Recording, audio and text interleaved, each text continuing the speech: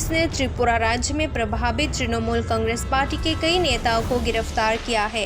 तृणमूल कांग्रेस के महासचिव अभिषेक बनर्जी रविवार 8 अगस्त को पार्टी कार्यकर्ताओं और समर्थकों की तलाश में अगरतला पहुंचे। अभिषेक बनर्जी स्थानीय समय अनुसार सुबह 11 बजे अगरतला के महाराजा वीर विक्रम एयरपोर्ट में पहुंचे। एयरपोर्ट पर खड़े अभिषेक बनर्जी ने राज्य सरकार के खिलाफ मीडिया को कहा कि त्रिपुरा के मुख्यमंत्री बिप्लब कुमार देब की रवैया दिखाता है कि अगर आपको यहाँ आना है तो वीजा लेना होगा।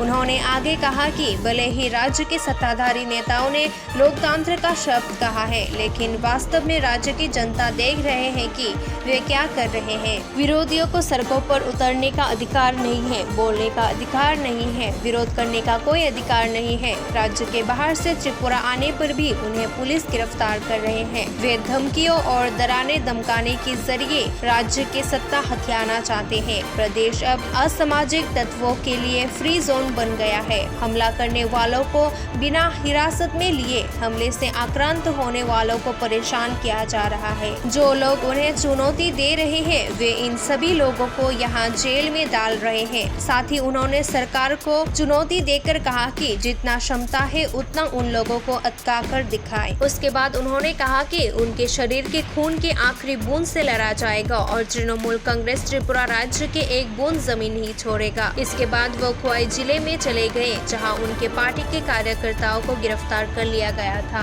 अभिषेक बनर्जी के अगरतला पहुंचने से पहले तृणमूल कांग्रेस के नेता और पश्चिम बंगाल के मंत्री ब्रत बसु, तृणमूल कांग्रेस के प्रवक्ता कुणाल घोष और नेत्री दुला सेन दूसरे विमान से त्रिपुरा पहुंचे। वे अभिषेक बनर्जी से पहले अगरतला पहुंचे और खोई जिला चले गए, जहां पुलिस ने कुल 11 तृणमूल कांग्रेस नेताओं को गिरफ्तार किया हुआ है। इनमें सुदीप राहा, जया दत्त और देवांशु भट्टाचार्य शामिल है।